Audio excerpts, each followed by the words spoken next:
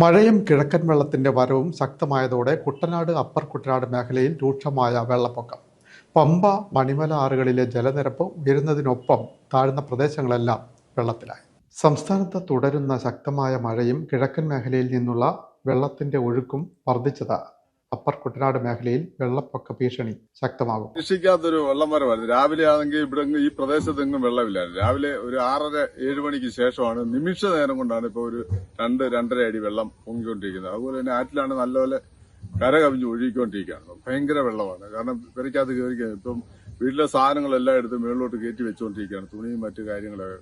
അതുപോലെ തന്നെ മൃഗത്തെയാണ് ഒരിടത്ത് കൊണ്ട് കെട്ടിയിരിക്കുകയാണ്. ഇനി അതിനെ അവിടുന്ന് മാറ്റി കെട്ടണം. കാരണം നമ്മൾ പ്രതീക്ഷിക്കാത്തതിൽ നിന്നൊക്കെ എനിക്ക് തോന്നുന്നത് പ്രളയത്തിന് തുല്യമായിട്ട് രീതിയില്ല. നിമിഷ നേരം കൊണ്ടാണ് വെള്ളം കയറിക്കൊണ്ടിരിക്കുന്നത്. ആകപ്പാടെ ഒരു വലിയ പ്രതിസന്ധിയില്ല ഇപ്പം നിലനിൽക്കുന്നത്. പമ്പ, മണിമല ആറുകളിലെ ജലനിരപ്പ് ഉയരുന്നതിനൊപ്പം താഴ്ന്ന പ്രദേശങ്ങളിൽ വെള്ളം കയറി തുടങ്ങി. തലവടി, എടത്വ, വിയ്യപുരം, മുട്ടാർ, വെളിയനാട് ഉൾപ്പെടെയുള്ള അപ്പർ കുട്ടനാട് പ്രദേശങ്ങളിലെ പല ഭാഗങ്ങളിലും ജനങ്ങൾ ആശങ്കയിലായി. ഞങ്ങളുടെ മുറ്റത്തൊന്നും വെള്ളമില്ലായിരുന്നു. പെട്ടെന്നാണ് വെള്ളം അങ്ങോട്ട് കയറാൻ തുടങ്ങിയത്. വെള്ളം കയറുന്നതിനനുസരിച്ച് നമ്മുടെ വീടുകളിൽ താമസിയാതെ ഏതാനും 1 മണിക്കൂറിനുള്ളിൽ പെരക്കാത്തുകളെല്ലാം വെള്ളം വരുന്നതാണ്. പക്ഷെ ഞങ്ങൾക്ക് ഇവിടെ നല്ല പോക്കുവരവുകളെല്ലാം ഭയങ്കര പാടാണ്.